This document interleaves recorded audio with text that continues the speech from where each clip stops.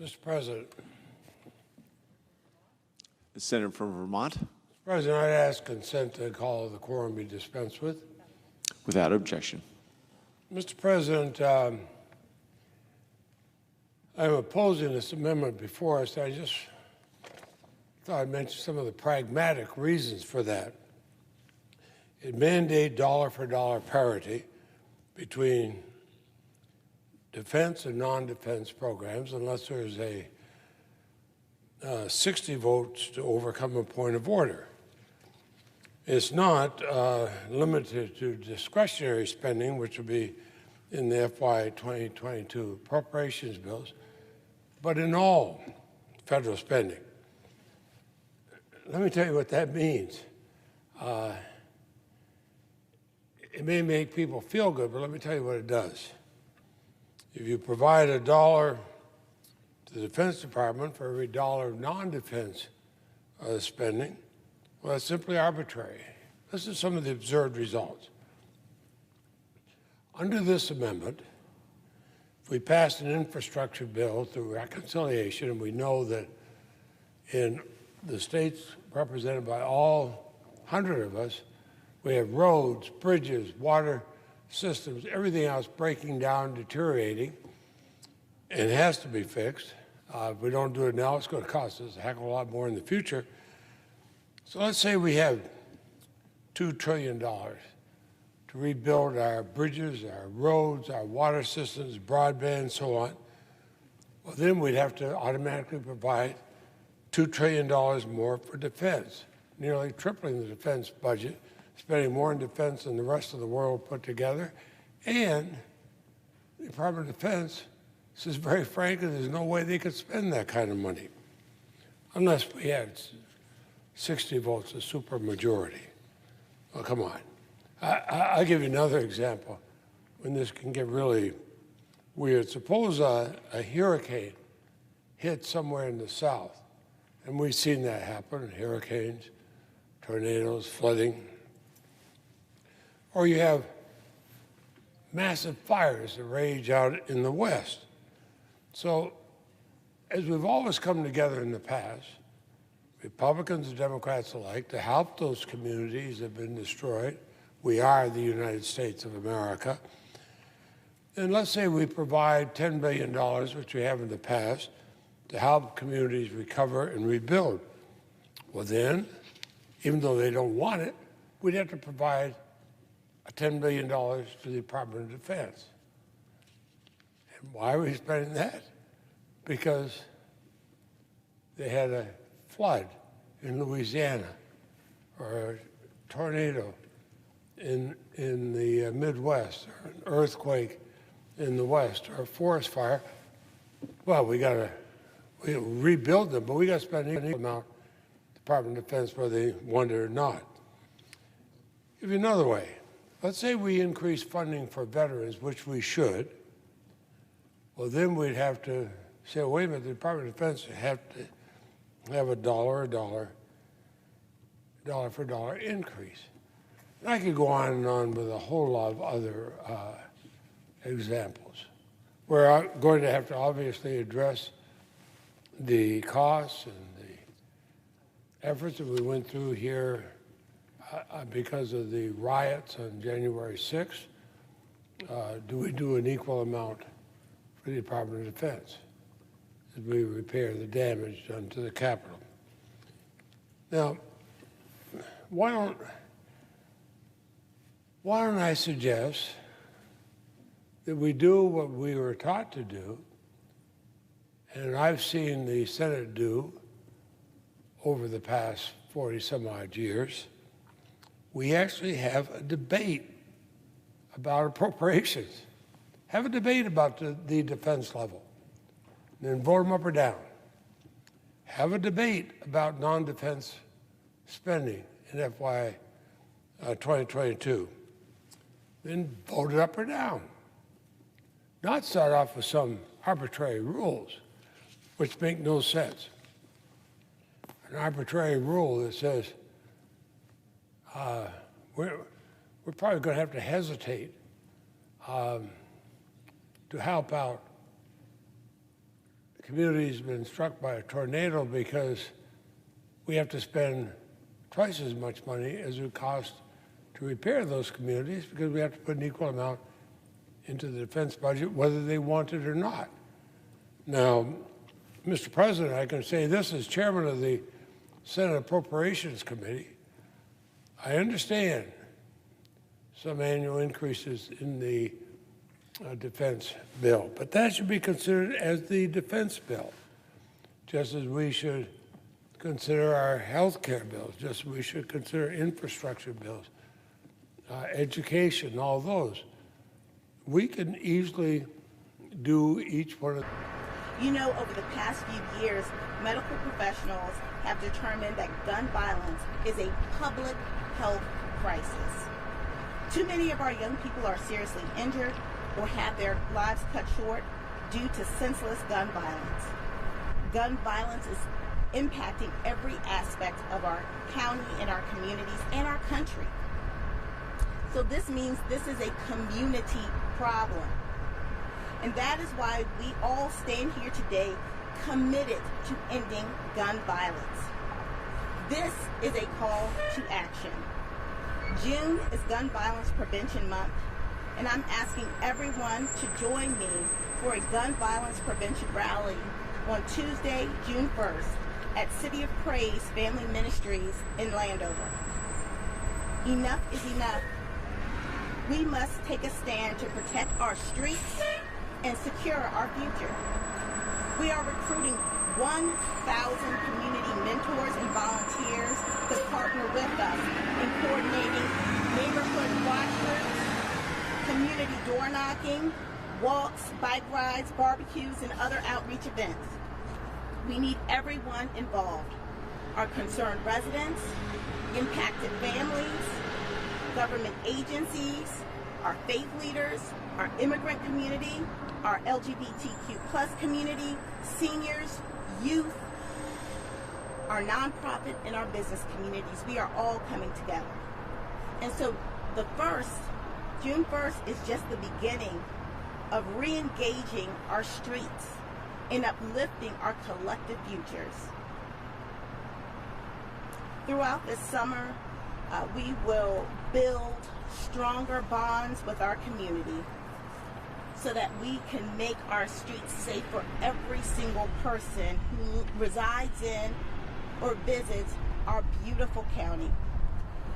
And I want to say thank you to those partners who are with us today, who are part of our task force. Thank you so much for your time and your diligence. Perry Paler, who's one of my deputies, is the co-chair of this task force, along with Deputy Chief Shartner from the Prince George's County Police Department. I also want to thank Monica Bolson, the CEO of Prince George's County Public Schools, Delmonica Hawkins from the Department of Juvenile Services, and really so many others. Right now, I'm going to turn the mic over to our interim Deputy Chief Administrative Officer for Public Safety and Homeland Security, Mr. Barry Stanton. Good morning. Let's give Aisha Braveboy a round of applause, please. You know, on behalf of County Executive Angela Also Brooks, it's a pleasure to be here this morning for this press conference for the Carjacking Task Force. First, let me again commend State's Attorney Braveboy for announcing the formation of this task force.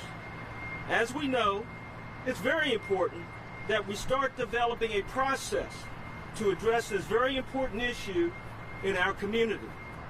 The safety of our community is paramount and must be protected.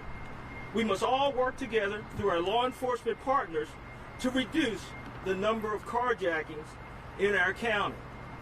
Building partnerships and collaboration between appropriate agencies and the community is how we work together to stay vigilant and ensure that our county continues to be a safe place to live and work.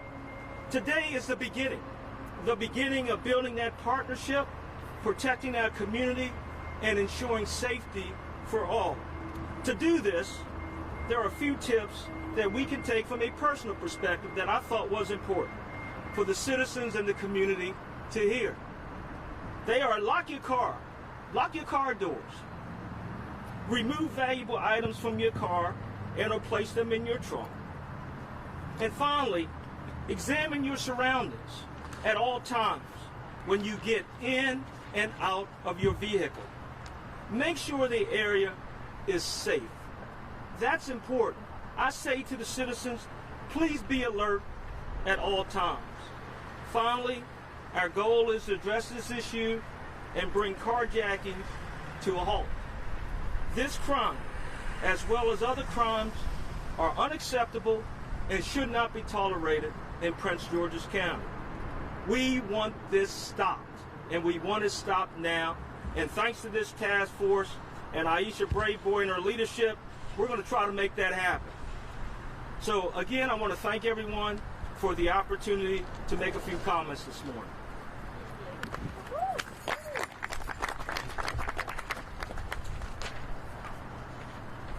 Thank you, DCAO Stanton. We appreciate the partnership of our county executive, Angela Brooks, and your office, and all of our public safety agencies. I will now bring up DJ Easy Street, who will talk to you a little bit about our partnership and our strategic media campaign. But we could not do this campaign without generous donations and resources given to us by the Maryland Vehicle Theft Prevention Councils. I want to thank Chris McDonald. I also want to thank one of the board members, Larry Hinton of GEICO, for always supporting the work that we do here in Prince George's County. So DJ Easy Street. Hello, how's everyone doing? As the state's attorney has mentioned, my name is Easy Street. I am the CEO and president of Creative Solutions for Youth, LLC. You probably saw me on television. You probably heard me on the radio, of course, here in Washington, D.C. for over 26 years. But what you don't know about me is I've also created the awareness ad titled "Don't Take the Ride, Think About It," which is urging our youth to think before they act. These youth-oriented visual ads will be hitting social media very shortly. They will feature Big G from The Wire and the Backyard Band as our spokesperson and our ambassador. They will be primarily targeting the youth. The music will be youthful. The scripts will be youthful. Everything about this will reflect the youth because we have to meet them where they are. Just want to also echo what the state's attorney has mentioned about June the 1st. It will be a pivotal moment in Prince George's County history, I believe. A landmark event for us to be able to move things in the right direction. And I would urge everyone to follow on Twitter, Instagram, and make sure that you're there in Landover at the City of Praise for that event on June the 1st. Thank you.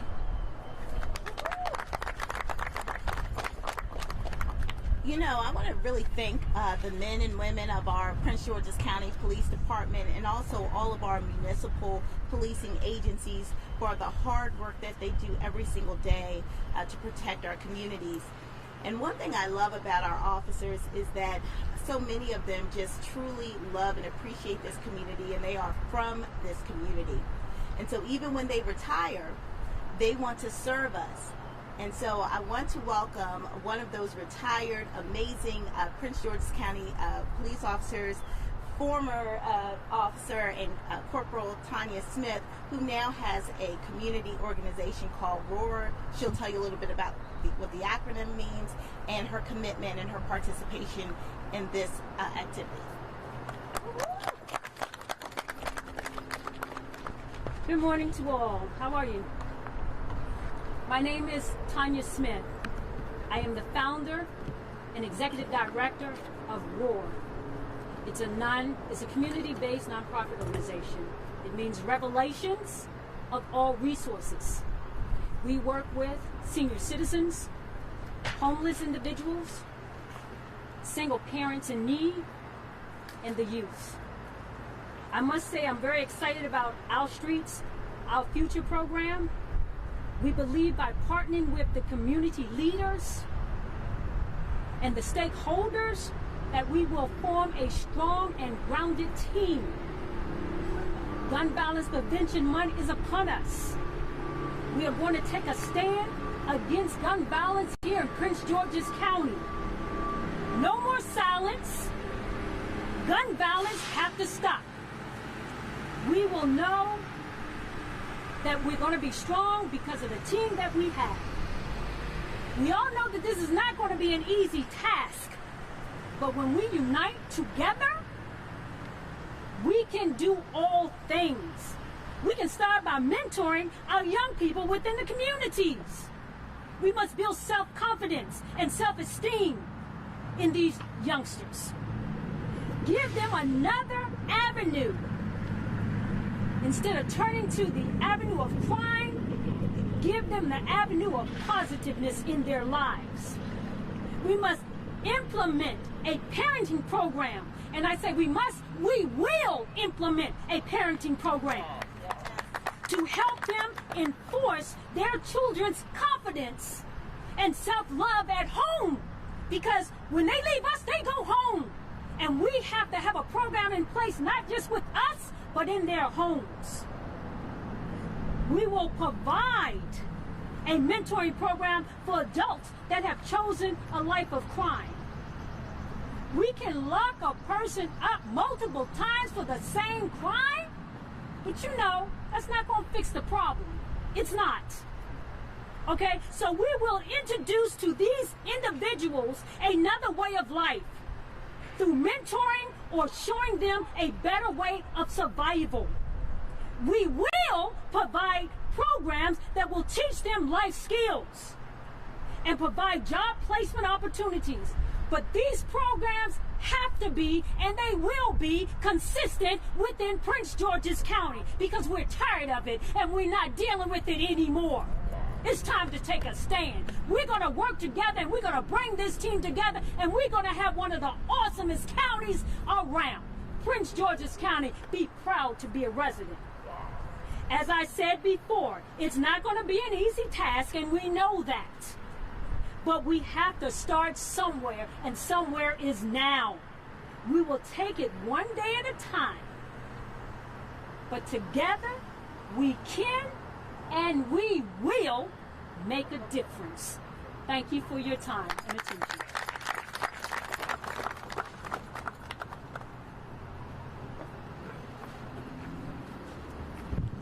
You know, many of us who are speaking are, let's just say we have a little age on us. and we want to reach our young people, our millennials. And so we can send a message as, you know, adults who have a lot of life experience, but oftentimes the people who can reach our young people are other young people. And so we are so proud and excited to have Kojo Bopung, the Black Rhythm Coalition, who's one of our mighty millennials here, who is also a part of this dynamic outreach effort. We all we got. We all we got. We all we got. So you understand that term and phrase if you're in the trenches with us. First of all, I want to thank you so much for offering us to come over here, and also the partners that we have as well. I, for one, I'm tired. I'm raising a son now, so I'm tired. I can't let my son go to the park because I'm scared he might get shot. I woke up this morning to a couple of phone calls, missed calls, because we lost a baby yesterday in Bowie. The fight that we're fighting is not something that we can do if the community don't back us up. We can't do this by ourselves. I can scream all day, walk up and down the streets all day. But if the passion for the community doesn't want to change itself, then nobody can change it for us. We have to take those initial steps. And that's why it was an honor and a privilege to partner up with the state's attorney's office to bring that awareness to the community. But we can't sit in the offices and think that this problem is going to change. We have to put these boots and these shoes on the ground and walk the streets of our community. And myself, FTP Movement, and Black Rhythm Coalition and Breaking Barriers, we are doing so. We are hosting an event this Saturday at C. Pleasant Elementary School, 10:30 a.m. Don't meet me there, beat me there. We need y'all to come out and support the community. We are losing our babies. We are losing our youth. We need to find better programs for them. We need to be able to speak to them, and not just speak to them in any kind of way, but speak positivity upon them. So it's very important that we take this initiative serious. So when they're called us, we say yes. If it's for the betterment of the community, we're there. We're doing this for the community. We're doing this for our generation. We're doing this for the kids. Because it gets sickening when the killers get younger and younger. It's a problem when the children are now resorting to violence to take their lives. Rather than talking out their situations, they resort into violence. I, for one, and the rest of these great men and women behind me are not dealing with it anymore. So step up or step out the way, because we got a mission to complete. Thank you. So I just wanted to thank Kojo. We will be with you, Kojo, on the 23rd, just like you will be with us on June 1st. And that's really what it's all about. It's really about meeting people exactly where they are and where they want to be. And where they are and where they want to be is where I want to be, and where our new Chief Malik Aziz wants to be, and where Barry Stanton wants to be, and where all of the members of my office and the members of our police department, we want to meet people where they are, because that's how we will solve and address this issue and this problem in our communities. I also just wanted to say thank you so much to members of our Hispanic community who often just work alongside my office. We want to ensure that we are reaching every aspect of our community. So on June 1st, we will have individuals who can, break those language barriers so that everyone can hear the message of the positive message that we're sending to our office, from our office, but the very serious message that we are also sending about gun violence and the consequences of gun violence in our community. So I think just wanted to know if there's any questions. I have a question about what's going on in the county. The top priorities for the folks who live in the county for years, for the last few years, been economic development, education, crime had kind of fallen down that list. I'm sure that if we were to poll residents now and ask them, crime is back at the top of the list. What has changed? What's happened? Well, crime is always an issue. That is always a problem. However, I think the pandemic, unfortunately, we saw a huge increase in violent crime during this pandemic. It was not, unfortunately, unique to Prince George's County. Violent crime went up across this state and across this nation. And so we've had spikes in crime before.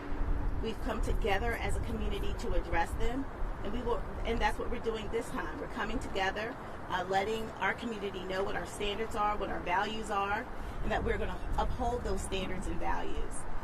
But this pandemic has been tough on us, but we are a resilient community, and we will not allow crime to overrun and overtake our community. Ms. Braveboy, DC has a task force. There's a federal task force that you are part of now. You're having a task force. Does it begin to, to some people, I think it begins to sound, okay, it's another task force. What gives you hope that this task force is going to make a difference? Well, those task forces are really made up of law enforcement agencies. Our task force is made up of the people. Yes, we have law enforcement partners. But we have community leaders, people who are within our community. I'm not talking about elected officials. I'm talking about people who are boots on the ground in our community. We will also have our millennials, our young people as a part of this task force. So we have, our task force is more multifaceted. We're including our school system, our social service agencies, our clinicians, our clinical and healthcare community. This is a more holistic task force to not only address the arrest and the prosecution, but also to address some of the underlying causes of this violence and this crime. Can I ask about a specific case that kind of haunts me? Riyad Al-Janabi was a security guard, and he was shot and killed for his beautiful sports car that he loved and posted pictures of all the time. You've arrested somebody now in that case, Ahmad is his name. Does that case haunt you like it haunts me, and are you promising that his family that there will be justice? We always seek justice in every single case. I can tell you our homicide unit is probably, arguably the best in the state. I would say that our Prince George's County Police Department homicide unit is absolute first class. So when they solve these cases, which they have a pretty high closure rate, they bring those cases to us. In fact, we work on those cases with our police department from the very beginning. And so that's why our conviction rates are high. I can't obviously guarantee a certain outcome, but what I can guarantee is the professionalism and the diligence that we put forward on every single case. And does that case haunt me? Yes. But I can tell you there's so many cases that haunt me because this is my community. You know, I grew up here in Prince George's County. I used to, and I always tell the story, when I was young, I was able to ride my bike from my house to the park every single day during the week, because there was an activity that the Maryland National Capital Park and Planning Commission would have at our neighborhood park. And it was a pretty long distance. But my parents allowed me to ride my bike there because they knew, they believed that the streets were safe. And I want that for every single young person in this county. You know, my grandmother, she's passed now, but when she was living, she primarily took care of us because my parents worked, but she could take her afternoon walks or sit out on the porch and enjoy her tea because she believed and she felt safe in her community. And I want that for every single senior in our county. So all of these crimes are personal and they keep me up at night. But I know that I'm not the only one up late at night. I know that the men and women of our police department are up late, our municipal departments, they're up late. And now you hear from our community, they're up late too. They're affected by this too, even if it didn't happen to them or someone that they knew. The fact that it happened to anyone in our community is upsetting and concerning. And so that's why we're coming together to send this message that this is a community issue and we're going to solve it as a community.